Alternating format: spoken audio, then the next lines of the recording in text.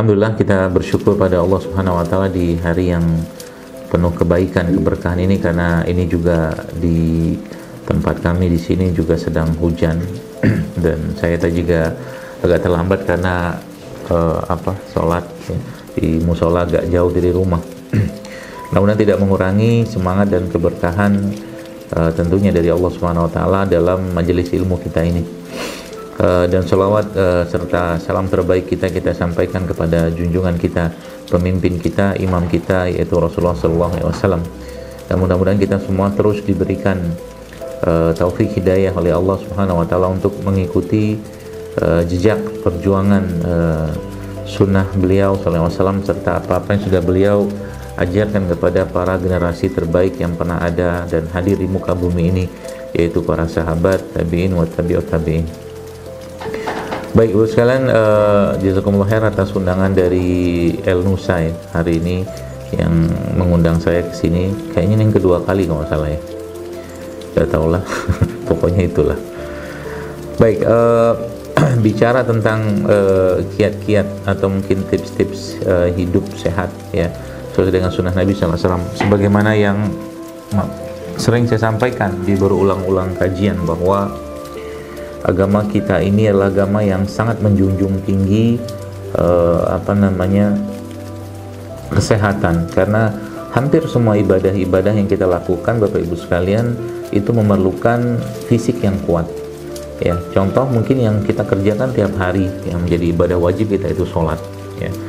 Orang yang tidak kuat badannya maka sulit akan bangun atau mungkin berdiri tegak ya. Tidak kuat ini kan ceritanya atau mungkin penyebabnya macam-macam. Mungkin dia kekurangan tenaga atau kekurangan cairan dan seterusnya. Dan ibadah yang paling puncak yang merupakan salah satu jihadnya kita, yaitu ibadah haji misalkan, itu pun perlu fisik yang sangat-sangat kuat ya. Maka Allah sendiri ya menyampaikan melalui lisan yang mulia dari Nabi kita SAW bahwa Allah mencintai mukmin yang kuat ya, kuat secara fisik ya, secara iman juga pastinya ya, daripada mukmin yang lemah ya. Maka salah satu doa yang kita panjatkan di pagi hari ketika zikir pagi ya, yaitu Allahumma afini fi badani, Allahumma afini fi sam'i, Allahumma afini fi basari, adalah salah satu bukti ya bahwa kita dimintakan ya terus ya, atau kita meminta terus kepada Allah agar diberikan afiat ya, kesehatan, keselamatan di dunia dan akhirat. Jadi kata kuncinya adalah ketika hal-hal tersebut tidak dilaksanakan ya. Potensinya ada dua ya. Potensi pertama, orang tersebut ya, atau mungkin apa-apa yang Allah dan Nabi kita SAW perintahkan, maka orang tersebut akan berkurang kekuatannya ya. Contoh begini saja, salah satu yang kita pahami ya di dunia kesehatan, misalkan kalau Anda pernah nge-gym lah ya, atau nge-gym lah, itu biasanya instrukturnya akan selalu bilang bahwa salah satu kiat supaya tubuh itu kuat dan terbentuk massa tubuh yang kuat ya, atau mungkin massa otot, adalah tidur yang cukup ya.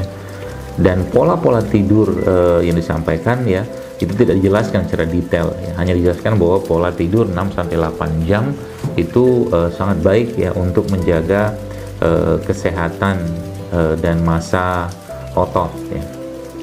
Nanti bisa ditanya tuh ke ahlinya, dan yang saya tahu seperti itu.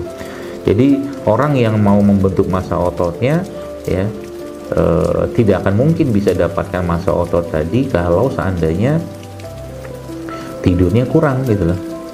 Jadi ini bicara tentang salah satu keajaiban dari tubuh kita nih, itu tidur saja sebenarnya panjang banget ceritanya. Itu salah satu contoh saja. Maka ketika kita melihat ke dalam Islam ya, tentunya uswah kita atau teladan kita, yaitu Rasulullah SAW, sudah memberikan petunjuknya kepada kita semua tentang itu ya. Maka Nabi kita menjelaskan ya dalam sabda-sabda baginda Nabi yang mulia SAW bahwa tidur Nabi SAW itu ya, itu kalau malam ya, beliau tidurnya itu habis isya beliau tidur kalau tidak ada hajatan yang lain. Kemudian beliau bangun tengah malam, dan itu ternyata pola-pola tidur yang sangat luar biasa untuk mendapatkan yang mendapatkan growth hormone atau hormon pertumbuhan yang sangat luar biasa, yang bisa mensupport kalau ceritanya ke masa otot gitu ya, ceritanya ke masa otot. Jadi subhanallah ya, itu salah satu contohnya atau salah satu hubungannya ya. Jadi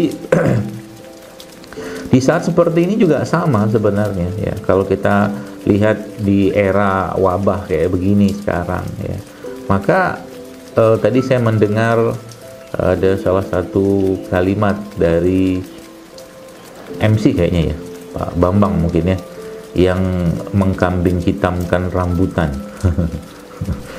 Kambing ya sudah lama dikambing hitamkan ya sebagai penyebab kolesterol, padahal orang kena kolesterol gara-gara makan nasi goreng, gara-gara makan gorengan seterusnya, lalu makan kambing sekali langsung dibilang kambing kolesterol. Masya Allah ya, begitulah nasib dari agama kita ini. Umatnya sendiri yang kadang-kadang tidak yakin ya, tidak yakin dengan apa yang ada pada petunjuk Nabi SAW. Contoh kambing saja, nggak apa-apa, memang kita kan belajar ya, jadi nggak masalah. Namanya juga belajar ya pasti ada kelirunya. Karena juga saya begitu dulu waktu cerita tentang bekam. Zaman saya masih aktif di dunia kedokteran konvensional sih ya. Itu nggak ada percayanya sama bekam ya. Susah percayanya. Untuk saya tuh sebagai orang yang dididik dengan dunia materialisme ya, itu susah percaya Pak. Maka kalau Anda ngomong bekam ya ke orang-orang kesehatan gitu, aduh nggak masuk di mereka, karena memang bukan pelajaran mereka.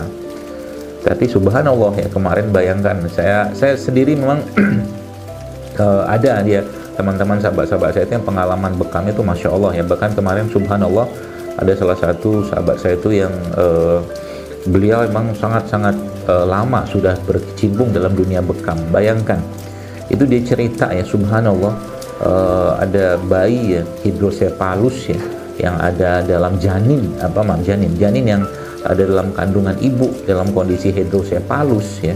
Hidrosepalus itu kepalanya membesar, itu subhanallah mengecil dengan bekam ya, maksudnya ibunya yang dibekam. Itulah keajaiban dan kedahsyatan bekam loh. Itu yang pertama. Ada cerita lagi beliau ke saya gitu kan, subhanallah, saya sampai masya Allah nih gimana, nggak masuk akal buat saya gitu kan. Termasuk juga ada pasien hidrosepalus ya, bayi gitu kan, anak-anak lah. Saya itu mengecil lingkar kepalanya dengan bekam. Dia pun tidak tahu bagaimana caranya, cuman lagi balik ilmu itu ya, tergantung siapa yang mengamalkan ya. Senjata itu tergantung siapa yang menggunakannya ya. Kemarin saya mendapatkan teman saya lah, salah satu ikhwah lah gitu kan, yang konsul ke saya. Jadi masjidnya pada bubar gitu gara-gara imamnya saturasinya menurun, bubar semua Pak, masya Allah gitu kan. Ini apa-apaan ya, saya bilang, gara-gara saturasi oksigen imamnya menurun. Saya bilang, ya sudah, untuk samperin lah gitu kan. Terus saya kasih beberapa resep, karena saturasinya itu sampai 70% ya, kata beliau. Lalu saya berikan beberapa saran ini itu segala macam. Itu semua menggunakan herbal-herbal yang ada pada Al-Quran. Dan subhanallah, tadi barusan saya lihat WhatsApp-nya dia ya, subhanallah ya, beliau sampaikan saturasi sudah membaik gitu kan, masya Allah, menggunakan konsep-konsep yang ada pada Islam ya. Subhanallah ya. Jadi sama juga kayak kalau kita bicara Zam-Zam lima syuribalah, kata Nabi SAW. Zam-Zam itu sesuai dengan apa yang diniatkan orangnya ya. Sayangnya sekarang keyakinan tidak terbentuk ya, akhirnya pengharapan itu tuh kandas di tengah jalan gitu. Tadi cerita tentang rambutan, kayaknya saya protes nih rambutan. Ini sudahlah, kambing dari dikambing hitamkan, rambutan pun dirambut hitamkan gitu kan, rambutan hitamkan. Ya. Nggak ada benernya musim gitu kan ya. Perkara katakanlah batuk-batuk, saya juga masya Allah ya, semoga Allah jaga kita semua ya. Ada sholat lah, kadang-kadang samping saya itu kadang-kadang apa bapak-bapak tua batuk aja lah. Saya bilang, kenapa? Kita nggak ngerti konsep Pak Gus sekalian. Nah, sekarang beginilah. Ini saya punya tim ini pada ngekek dengerin Pak Bambang ngomongin rambutan, ketemu abang tukang rambutan disambit bapak. Nggak ada salah rambutan, yang salah kitanya. Tubuh kita ini nggak mampu beradaptasi dengan alam sekarang. karena kebanyakan makanan nggak benar gitu loh ya. Apalagi rambutan tuh, kalau saya Pak, Masya Allah, dikasih rambutan sama dikasih anggur, wallahi saya akan pilih rambutan. Anda tahu kenapa? Tahu kenapa? Lebih enak.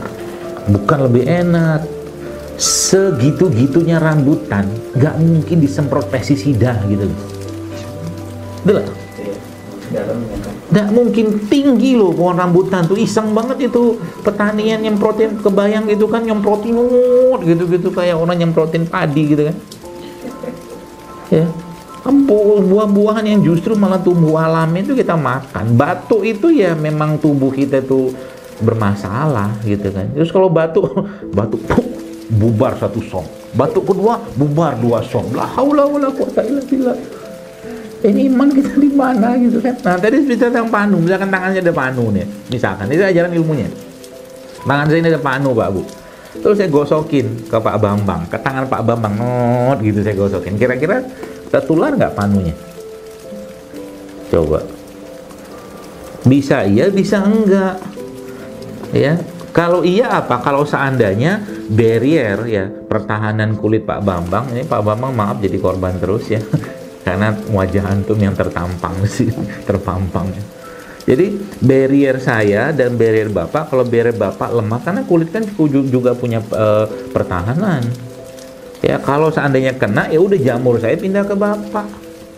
Kan gitu. Tapi kalau seandainya kulit Anda anteng-anteng aja, baik-baik saja, jarang katakanlah dikasih bahan-bahan kimia, jarang bersentuhan dengan sintetik segala macam, ya nggak usah takut lah. Kalau Anda berpikir kayak begitu, maka otomatis manusia yang paling banyak penyakit itu perawat sama dokter saben hari mereka ketemu pasien.